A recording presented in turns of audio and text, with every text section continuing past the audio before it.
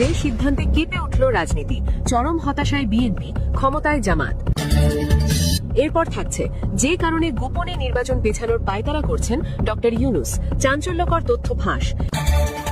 এবং সবশেষে দেখবেন ফয়সালের স্ত্রীর জবানবন্দিতে উঠে আসলো ওসমান হাদি হত্যার মাস্টার মাইন্ডের নাম। এতক্ষণ শুনছিলেন সংবাদ শিরোনাম, এখন থাকছে বিস্তারিত।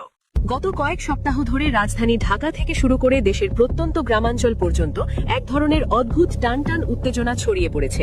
রাজনীতির অন্দরমহলে চলছে নানা হিসাব নিকাশ।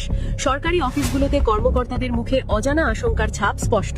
থানাগুলোতে পুলিশ আগের যে কোনো সময়ের চেয়ে বেশি সতর্ক, আর সেনানিবাসে একের পর এক বৈঠকের খবর। সব মিলিয়ে পুরো রাষ্ট্রযন্ত্র যেন অস্বাভাবিকভাবে নড়ে চড়ে বসেছে। প্রশ্ন একটাই, হঠাৎ কি এমন ঘটেছে? কেন এই অস্বস্তিকর প্রস্তুতি? অনুসন্ধানে বেরিয়ে আসছে চাঞ্চল্যকর তথ্য। ডক্টর মোহাম্মদ ইউনূসের নেতৃত্বাধীন অন্তর্বর্তী সরকার এমন কিছু সিদ্ধান্ত নিয়েছে যা বাংলাদেশের নির্বাচনী ইতিহাসে নজিরবিহীন। সেনাবাহিনী থেকে শুরু করে পুলিশ প্রশাসন সবাইকে দেওয়া হয়েছে এমন নির্দেশনা যা শুনে অনেকেরই চোখ কপালে উঠেছে। এই নির্দেশনাগুলো বাস্তবায়িত হলে দেশের রাজনীতির চেনা ছবিটাই বদলে যেতে পারে। গত কয়েক সপ্তাহে সেনাপ্রধানের এক বিশেষ সংবাদ সম্মেলনে রাজনৈতিক অঙ্গনে তোলপাড় সৃষ্টি হয়েছে। তিনি স্পষ্টভাবে জানান, সেনাবাহিনী সর্বোচ্চ পেশাদারিত্ব বজায় রেখে এবং কঠোর নিরপেক্ষতার সঙ্গে নির্বাচনী দায়িত্ব পালন করবে।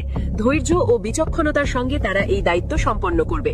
কথাগুলো শুনতে স্বাভাবিক মনে হলেও এর ভেতরে লুকিয়ে থাকা বার্তা বুঝতে হলে একটু পেছনে তাকানো জরুরি। 2024 সালের জুলাই আগস্ট মাসে বাংলাদেশ যে ভয়াবহ সময় পার করেছে তা কারো অজানা নয়।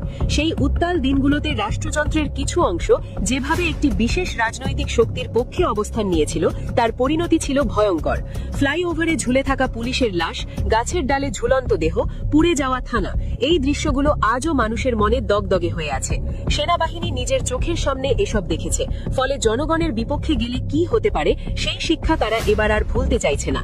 তবে সবচেয়ে বড় বিষয় আসে পুলিশ বাহিনীর দিক থেকে। পুলিশের মহাপরিদর্শক বাহারুল আলম যে নির্দেশনা দিয়েছেন তা অনেকের কাছেই অবিশ্বাস্য ঠেকেছে।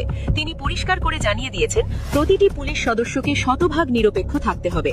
কোনো রাজনৈতিক দলের প্রতি সামান্য পক্ষপাতও বরদাস্ত করা হবে না। এই নির্দেশ অমান্যকারীদের জন্য অপেক্ষা করছে কঠোর পরিণতি। এই নির্দেশনার পেছনের কারণ অনুসন্ধান করতে গিয়ে আরও বিস্ফোরক তথ্য সামনে এসেছে।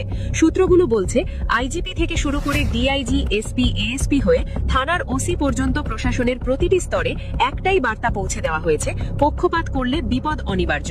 এই বার্তা এতটাই শক্ত যে মাঠ পর্যায়ের অনেক কর্মকর্তা এখন কার্যত আতঙ্কে রয়েছেন। এখানে একটি বিষয় গুরুত্বপূর্ণভাবে উল্লেখ করা হয়েছে। মাঠ পর্যায়ে বহু পুলিশ কর্মকর্তা, বিশেষ করে ওসিদের একটি বড় অংশ দীর্ঘদিন ধরে একটি নির্দিষ্ট রাজনৈতিক দলের প্রতি ঝোঁক রাখে।